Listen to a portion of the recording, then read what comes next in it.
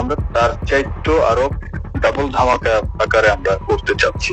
কিছুক্ষণ আগে একটি কথা বলেছিলাম যে আগামী 11 তারিখ থেকে আমাদের কিছু well trend expert team Dhaka শহরে প্রবেশ করবে। আসন্ন নির্বাচনের আগে ভয়াবহ এক কিলিং মিশনের ছক এঁকে ফেলেছে আওয়ামী লীগ। ইনকিলাব মঞ্চে শরীফ উসমান হাদির উপর গুলি ছিল মাত্র শুরু। রক্তের পিপাসায় যেন ঘুম হচ্ছে না দিল্লির লোধি গার্ডেনের সেই বাসিন্দার। সম্প্রতি ফাঁস হওয়া কল রেকর্ডগুলো শুনলে মনে হয় রাজনীতি নয়, বরং এক ভয়াবহ গৃহযুদ্ধের ডাক দিচ্ছেন পতিত প্রধানমন্ত্রী শেখ হাসিনা।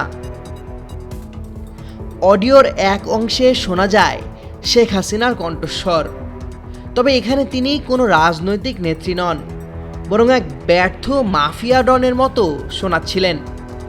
ওপার থেকে তিনি তার কর্মীদের উপর তীব্র ক্ষোভ ঝাড়ছেন।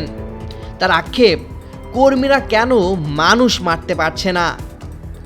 হাসিনাকে বলতে শোনা যায়, আমাদের তো দল নাই যে তোমরা বাধা দিতে পারছো না, যারা এসব করছে তাদের তো মেরে ফেলতে হবে, এছাড়া তো আমি আর কোনো উপায় দেখি না।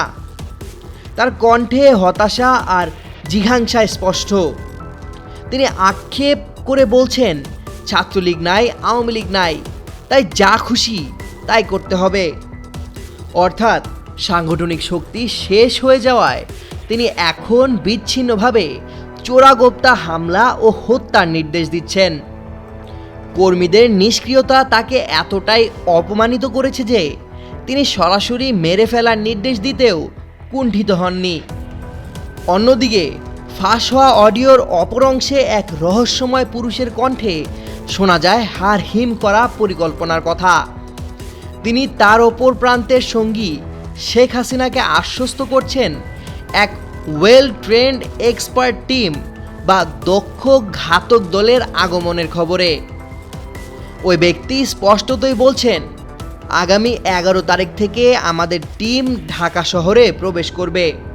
5 আগস্টের আগে যেভাবে স্নাইপাররা কাজ করেছিল, আমরা তার চেয়েও ডাবল ধামাকা করতে চাই। সবচেয়ে উদ্বেগের বিষয় হলো, এই কিলিং মিশনের জন্য তারা ঢাকার 6টি স্পট নির্ধারণ করেছেন। ওই ব্যক্তি দম্ভ ভরে দাবি করেন তাদের কাছে রাশিয়ার লাইসেন্স রয়েছে এবং ভ্লাদিমির পুতিনের নাম উল্লেখ করে এক ধরনের আন্তর্জাতিক মদতপুষ্ট অপারেশনের ইঙ্গিত দেন। চট্টগ্রাম ও খুলনার কথা উঠে এসেছে তাদের হিট লিস্টে। এই কথোপকথন প্রমাণ করে এটি কোনো সাধারণ রাজনৈতিক কর্মসূচি নয়, বরং ভিনদেশি কায়দায় ভাড়াটে খুনি দিয়ে বাংলাদেশকে অস্থিতিশীল করার এক গভীর ষড়যন্ত্র। এই অডিও ফাঁস এবং ওসমান হাদির উপর হামলার ঘটনা একই সুতোয় গাঁথা বলেই মনে করছেন বিশ্লেষকেরা। বাংলাদেশ পররাষ্ট্র মন্ত্রণালয় যথার্থই ভারতীয় হাইকমিশনার প্রণয় ভার্মাকে তলব করে উদ্বেগ জানিয়েছে। ভারতে বসে হাসিনা যেভাবে তার সমর্থকদের সন্ত্রাসী কর্মকাণ্ডে উস্কানি দিচ্ছেন, তা দুই দেশের সম্পর্কের জন্য হুমকি স্বরূপ। অডিওতে উল্লেখিত 11 তারিখের অপারেশন বা থার্ড অপারেশনের সঙ্গে গোয়েন্দা তথ্যের মিল পাওয়া যাচ্ছে, যা নির্বাচন বানচালের এক master plan.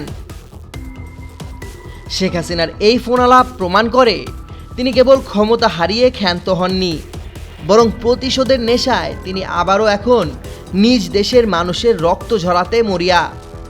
Licence to kill নিয়ে মাঠে নামা সেই রহস্যময় বাহিনী এবং হাসিনার মেরে ফেলার নির্দেশ সব মিলিয়ে এক অশনি সংকেত দেখাচ্ছে বাংলাদেশকে। Desk report, 21 television.